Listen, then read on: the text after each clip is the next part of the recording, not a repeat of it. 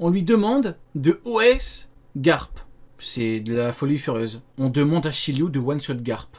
C'est une dinguerie. Pourquoi pas, hein? Tout ça et tout le problème de son éducation, vous allez le voir, on va en revenir plus tard. C'est quelque chose qui va rendre l'écriture de Monkey D. Garp beaucoup plus profonde. Beaucoup plus profonde. Non mais moi ça me ferait ceux qui disent ouais, Garp il a pas mis de haki, il a rien fait. Ils veulent apprendre à Garp comment combattre. Si Garp fait ça, avec cette technique, c'est pas pour rien. Si vraiment il peut le battre en un coup, à ce moment, bah fais-le. C'est quoi cette folie? Pourquoi tu lui mets un petit coup pour qu'après il se relève? Tu veux qu'il tue Kobe? Avec Monkey D. Dragon, on peut noter une petite ressemblance avec son fils lorsqu'il a les cheveux un petit peu plus longs et sans barbe. Seulement, comme nous disait Edward de Newgate avant de mourir, on a beau être l'homme le plus fort au monde, on ne peut pas l'être éternellement. La vieillesse dans One Il parle de Garp ou pas? Non, il parle Piece, de... on ne cesse de vous le répéter durant toutes ces années, joue un rôle très important. Et surtout très beau. Il y a toute une poésie autour du temps qui passe dans One Piece et de ceux qui vont l'accepter et de ceux qui vont le nier. Garp, tout comme Barbe Blanche à Marineford et tout comme Roger, semble ici totalement condamné. Tous les signes sont là pour nous dire qu'une nouvelle légende va nous quitter. Lorsqu'il apparaissait sur la ruche au chapitre 1081, il nous le disait « Merde, je crois que j'ai perdu la main ». Garp l'admet lui-même, il sait qu'il a vieilli. Je vous rappellerai que Garp a 78 ans, il se rapproche des 80 piges, le boug. Après, Garp est plutôt vieux, mais le problème, c'est que Barbe Blanche, il avait la totale. Lui, il avait le menu maxi best-of de la faiblesse, enfin de l'affaiblissement. Il avait la vieillesse, il avait la maladie. Et pourtant, on connaît sa prestation. On l'a vu, on l'a tous vu. Là, on parle de Garp, qui n'est pas malade, et qui continue encore à s'entraîner. Pour l'instant, la prestation est factuellement calamiteuse. C'est un fait, hein. C'est compliqué. Alors que Barbe Blanche, au moment de mourir, en avait 72, 6 de moins. C'est pour vous dire à quel point Garp est vieux. Il est vieux. Dans One Piece, il y a toujours eu 3 légendes. Vous savez qu'ils se sont foutus sur la gueule toute leur vie. C'est Garp, c'est Roger et c'est Barbe Blanche. Garp et Roger se sont foutus sur la gueule toute leur vie. Frérot, tu m'aides pas là. Je veux bien un react tranquillement et tout, mais là tu m'aides pas, frérot. Comment ça toute leur vie? Je vais te demander une preuve, tu pourras pas me répondre, frérot. Comment ça toute leur vie? C'est faux, ça n'existe pas. Le seul qui pouvait rivaliser avec Roger malade, c'est Barbe Blanche Prime. Il est où Garp? Et là on me parle du Roger Prime. Il est où Garp? Le Roger malade ne donne pas l'heure à Garp, parce que seul Barbe Blanche Prime peut rivaliser avec lui. Il est où Garp? Il est où? Ben il est pas là les mecs. Ben non, il est pas là. C'est pas possible. Alors oui, il s'est entretué avec Roger, oui, mais quand? Ils étaient de vieux rivaux déjà sur God Valley. Et puis entretués, comme l'équipage de Barbe Blanche, sans Oden, contre l'équipage de Roger. Entretués. Josk avait 15 ans. Là on m'aide pas, hein. Et sur les 3, il en reste plus qu'une. Et ce que, il ne serait pas temps pour Garp de rejoindre tonton Edward. On le sait. Et ça fait mal à le dire parce que ici vous allez le voir que Garp représente... Il se situe où? Xebec. Bah Xebec, c'est le vrai adversaire de Roger Prime, Barbe Blanche Prime, vrai adversaire de Roger Malade. Rio, admets-le. Allez, tu sais quoi? On va parler. Sauron le maudit. S'il te plaît. Que dois-je admettre? C'est tombé sur toi. Dis-moi tout, frérot. Que dois-je admettre? S'il te plaît, me dis pas que je dois admettre que Garp égale Roger Prime. S'il te plaît. Allez, que dois-je admettre, frérot? Allez, Sauron. Poron le podi. Allez, Poron, là. Réponds, frérot. Allez, tic-tac, tic-tac. William Sauron. T'es où, William Sauron? Allez. Mais réponds, frérot. Mais réponds, par pitié. J'attends.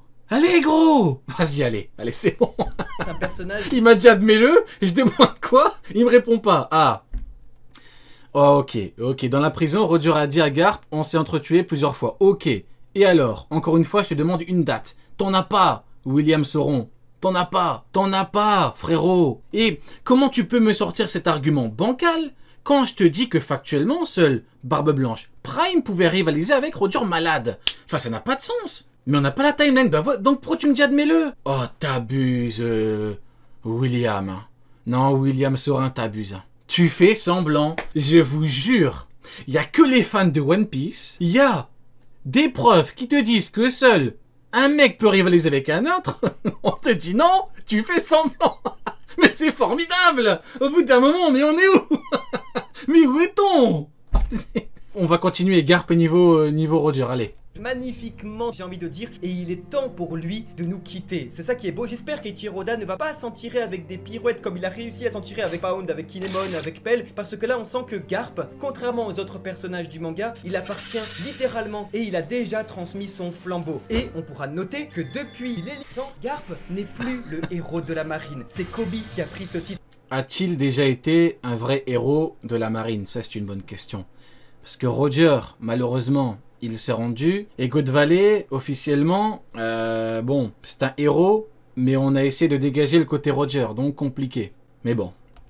Là, c'est lui qui est devenu le héros de Rocky Port, le nouveau héros de la marine. Garp, lui, n'est plus le héros. Non, non, non, il est la légende de la marine. Et une légende, ça s'articule au... T'abuses, Rio. Tu vois ce rond? Comment ça se passe? À chaque fois, on me dit, ouais, admets-le, admets-le. Et quand je demande, voilà, y a pas de réponse. T'as vu, William Serein commencer toujours, systématiquement.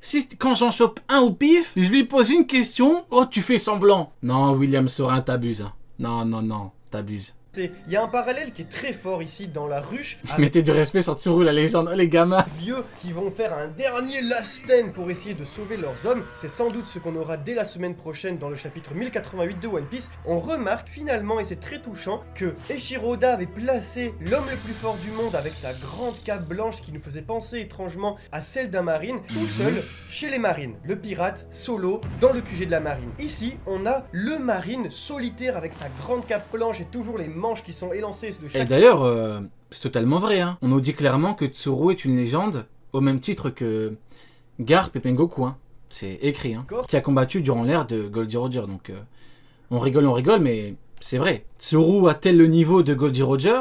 Peut-être, vu que William Serein nous le dit. Le marine tout seul dans le QG des pirates. Et ça, c'est déjà un parallèle plastique super joli, super efficace. Le parallélisme chez Eiichiro Oda, toujours aussi chouette. Mais là où c'est surtout très bon d'un point de vue scénaristique, ça permet de mettre en commun les valeurs des deux personnages. Ça permet de montrer que si l'un était pirate chez les marines et si l'autre est marine chez les pirates, pourtant les deux, s'ils devaient se parler au dernier moment de leur vie, ils diraient waouh. Donc là, il fait un parallèle.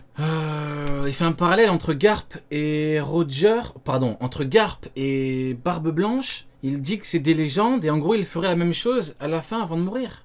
On se comprend. Oui, Garp, Roger et Barbe Blanche n'étaient pas ennemis, ils étaient rivaux. Et c'est ça qui est incroyable. Roger a donné la garde de son enfant à celui dont il avait le plus confiance. Et c'était son rival de la... Celui dont il avait le plus confiance. Rayleigh va entendre ça. Ah, il va pleurer. Hein. Rayleigh, il va entendre ça. Il va partir sur la tombe de Roger. Ça va pas être joli à voir, hein. Marine, le mec qui devait le tuer. Donc c'est ça qui est ultra... Non mais honnêtement, Garp, s'il doit mourir comme Barbe Blanche, qu'est-ce qu'il va crier? Mes cookies existent. Qu'est-ce qu'il va crier? Il a rien à proposer, Garp. Honnêtement, il a rien à proposer. Il a échoué à tous les niveaux, constamment. C'est permanent avec lui, il a tout le temps échoué. Il a été contradictoire jusqu'au bout.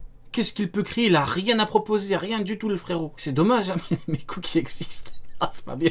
Non, c'est pas bien. Bravo, au final, on se rend Non, mais il compte... va crier quoi? La justice l'emportera. Tu travailles pour les Tenorito, gros. Il a rien à proposer, ce mec-là. Hein. C'est comme Sengoku. Hein. Sengoku meurt, il va crier quoi? J'ai tué des bébés! J'ai tué des femmes enceintes! Il va crier quoi, Pengoku? Rien. Il a rien à proposer. Hein.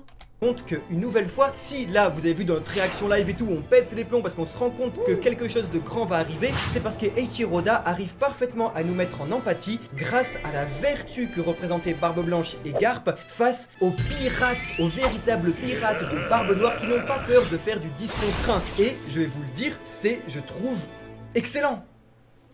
Ouh, la conclusion de Zinzin. Parce que notons que dans ce parallèle, si Barbe Blanche n'est pas là pour témoigner de la grandeur de Monkey D. Garp, cela dit, Garp lui était présent à Marineford. Ça permet aussi... Voilà. Raison de plus, ça n'a pas de sens. Si Garp solo peut gérer Barbe Blanche, ça n'a pas de sens. Enfin, soyons honnêtes. Au bout d'un moment... Ou alors, allons au bout des choses.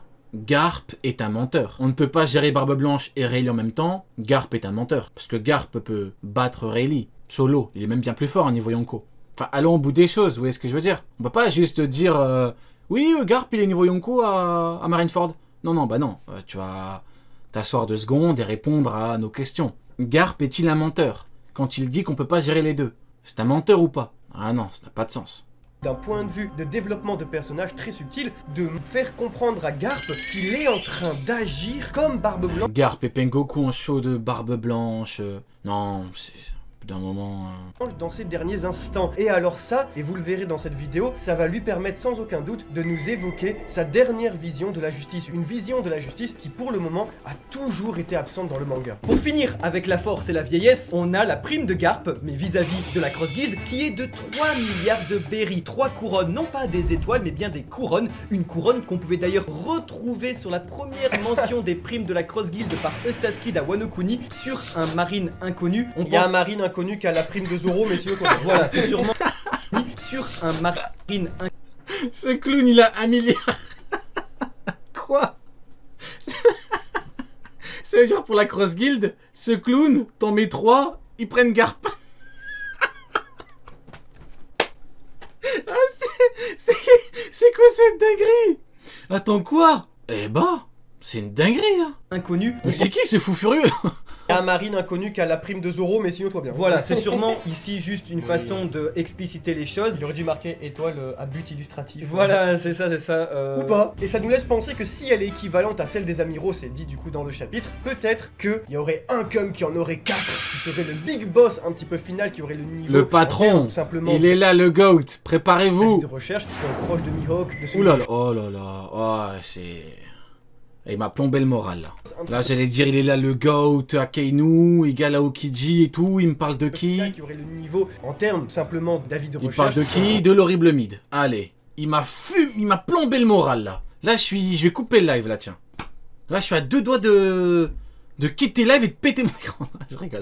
Proche de Mihawk, de celui de Shanks, ce serait du coup Akainu qui aurait 4 couronnes, 4 milliards. Mais alors, on vous voit venir, qu'est-ce que représente 3 milliards pour la Cross Guild? Parce que chez Garp, il y a certes une force totalement titanesque, mais également aussi un titre, un prestige, celui d'une légende, d'un héros. Cependant, j'ai une question à vous poser. Quand on voit l'importance qu'accordait Tiroda à la vieillesse dans la force de ses personnages, aujourd'hui, si Garp a 3 milliards alors qu'il a 78 ans, est-ce que Goldie Roger aurait mérité ses 5 milliards de berries à 80 piges? Attention, il n'y a pas de bonne ou de mauvaise réponse. Je pense que c'est là toute la beauté de l'ambiguïté des rapports de force chez H. Non, il n'y a pas d'ambiguïté. Roger chie factuellement sur Garp. C'est un fait. Roger est en mesure de chier sur Garp. Parce que Roger malade, il n'y a qu'un mec qui pouvait rivaliser avec lui. C'est Barbe Blanche, Prime. Barbe Blanche, vieux, il avait plus de cheveux. Il était malade, il est venu à Marineford, il était inarrêtable. Et là on parle du Barbe Blanche Prime. Rendez-vous compte de la folie. On me compare Garp avec Roger. C'est fini les mecs. C'est fini. Ça sert plus à rien de comparer l'incomparable. On pouvait avant mais c'est terminé mais les mecs. C'est fini, stop. Tiroda. Qu'est-ce que signifie 3 milliards de berries pour un homme de 80 ans? C'est la prime de son petit-fils, mais alors ça veut dire que dans sa jeunesse, que valait Garp? Et même eux, ils ont dit que l'autre clown avait 1 milliard sur la prime. Du coup, elle signifie quoi? Alors l'autre, il est trop fort? On fait comment? On se rend compte que Roger, lui, n'a jamais connu ça. Et c'est ce qui fait de lui un peu aussi le roi des pirates, parce qu'il a toujours été légendaire. Il a jamais connu la vieillesse, Roger. Ah, ok. Il a jamais... Bah en fait, Roger a connu pire. En fait, il a connu une phase terminale de maladie incurable. C'est pire que la vieillesse. Il crachait du sang. Il allait mourir. Il s'est rendu. Il a connu 1000 fois pire. Il combattait qui? Barbe Blanche, Prime. Tout est là. A vécu assez longtemps pour se voir faible. Car oui, lui, Roger, n'aurait jamais pu atteindre les 80 ans. Il était... Ouais, mais... Bah voilà. Bah donc il a connu bien pire. Il a connu une maladie incurable. Maladie incurable, il le savait, il s'est... Bah donc il a connu une faiblesse. Il combattait qui? Barbe Blanche. Combattait Barbe Blanche Prime. Bah donc voilà, donc il a la réponse. Rendu à la marine et a lancé la grande ère de la piraterie. Tout ce mystère autour des hommes, de leur force et tout ce que ça fait bouillonner chez les lecteurs en se disant oh lui, qu'est-ce qu'il était à son prime. Tout ce qu'on sait, c'est qu'ils étaient rivaux, mais que on a beau être l'homme le plus fort du monde, on peut pas l'être éternellement. J'ai le cerveau éclaté, mais je dirais une dinguerie. Ouah, j'ai peur. Mais est-ce que c'est pas genre Claude François et Johnny Hallyday? Je suis désolé, c'est la même. Oh, le raccourci de zinzin. Je suis désolé, c'est méga efficace pour le coup. Mais quel fou furieux, mais ça mal. Prends bien la ref. Dans la carrière. Vous voyez comment les rapports de force, ça rend fou. Je vous l'ai dit, les rapports de force, ça rend fou tout le monde. On en perd la tête. On en perd la tête. Ils se sont plongés dans l'histoire de Garp. Ils comparent avec Johnny Hallyday, avec Claude François. C'est méga efficace. Qui est pour Clo-Clo, comprendre. qui est Johnny? Bah Johnny c'est genre Barbe Blanche et Clo-Clo c'est Roger. Ah bah ouais, Ah, c'est une dinguerie. c'est vrai. Genre Clo-Clo du coup, parce que là ça va faire débat, hein. T'es en train de dire que Clo-Clo du coup c'est le seigneur de la variété française. Juste un truc à dire, c'est Johnny Hallyday. Johnny il a donné tout ce qu'il avait dans sa carrière jusqu'au bout. On ne sait pas la puissance de Clo-Clo. Le débat parallèle de Zinzin. Il avait vieilli. Ok, bon. Revenons-en au problème. Vous voyez, là, ça parlait en Johnny Hallyday, en Claude François. Vous voyez? Et là, c'est parti, les problèmes. おめえはこの攻撃に誇りが持てるのか Ouais. 退却しろ正義なんてのは立場によって形を変える。だからお前の正義も責めやしない。ただ俺たちの邪魔をするなら放っておけねえ。 Mais alors, on vous parle beaucoup de force, de Non, si vous voulez comparer, Roger, c'est Johnny Hallyday, Garp, c'est Frankie Vincent. Vous voyez? Si vraiment vous voulez avoir une bonne comparaison, Goldie Roger, Johnny Hallyday, Garp, Frankie Vincent. Voilà, je pense que ça c'est une bonne comparaison. C'est quelque chose de bien plus crédible et véridique. Vous voyez ce que je veux dire? Voilà, ceux qui ont les refs, je pense que tout le monde sera d'accord avec moi. force, mais c'est avant tout l'instrument de... C'est qui Frankie Vincent? Mais non, tu connais pas. Tu connais pas Frankie Vincent. C'est Garp en fait. C'est un fou furieux comme Garp. la justice. Tu as parfaitement raison, voilà. Et c'est une notion très importante dans One Piece, vu qu'elle va clore ce chapitre et qui au final nous aura accompagnés tout le long de notre lecture Tu veux voir moi qui? Oui. durant 26 ans. La justice dans One Piece Ah, je suis est mort. omniprésente et elle n'a jamais la même forme. C'est ce que nous disait d'ailleurs Kuzan, cette notion change selon l'endroit où vous vous trouvez. Dans One Piece, chaque amiral de la marine a sa propre vision de la justice, ce qui va permettre déjà dans un premier temps de rendre le monde plus crédible, plus vivant et surtout moins manichéen. Non mais c'est très ouf de la part d'Eiichiro Oda d'avoir réussi ça sur 26 ans. Chacun sa propre vision, non pas de vraiment de la justice, mais de comment punir. Comment l'appliquer finalement. Quand on voit par exemple que la notion de... Le pire du pire, on peut pas trouver pire. Cet homme est un malade mental. Il est arrivé, j'ai jamais vu un mec qui parle comme ça des Tenryubito. C'est n'importe quoi. Ce sont les dieux sur terre. Vous vous rendez compte? C'est devenu le GOAT. Pour beaucoup, en l'espace d'un mois, il est venu, il a dit que des conneries. Tenryubito, c'est des dieux, vous devez mourir. Oda est trop méchant. C'est incroyable. justice de Ryukugyu a réussi à nuancer celle déjà vachement extrême d'Akainu. Vous la connaissez pas, suivez-nous sur les réseaux, les liens sont dans la description, on vous a tout révélé en première. Et alors que cette justice dans One Piece peut représenter pour certains un symbole, une morale à protéger, pour d'autres, ça va être avant tout une arme, une manière de punir les criminels. Et ce qui est beau, c'est que je vous dirai, dans One Piece, il y a seulement un seul personnage qui a changé sa vision de la justice. Et c'est Kuzan Aokiji, le faisan bleu. Après avoir été témoin des horreurs d'Ohara, la justice... Voilà, vous voyez, parce que lui n'en pouvait plus. Au bout d'un moment, il s'est dit, vous vous rendez compte, t'es dans la marine depuis longtemps, t'as bien fait ton boulot, t'as battu Jose quand tu devais battre Jose, t'as fait plein de trucs de ouf pour la marine, t'as fermé les yeux sur des horreurs, à la fin t'as Pengoku qui dit, c'est lui l'amiral en chef, il y a Akainu qui vient avec son slip tout sale, il a dit non, c'est moi. Du coup combat, il a perdu. C'est la honte. Heureusement qu'il est parti. Bienvenue dans le FC Pirate, Aokiji. On ne te respecte pas là-bas. Dans la marine, on ne te respecte pas. C'est un fait. On ne respecte pas les pointures de la marine. Eh oui, vous avez vu comment il a parlé à Ramaki l'autre? On va te crucifier, attention! S'il y en a un qui est touché, on te... Non mais c'est quoi ça? De respect.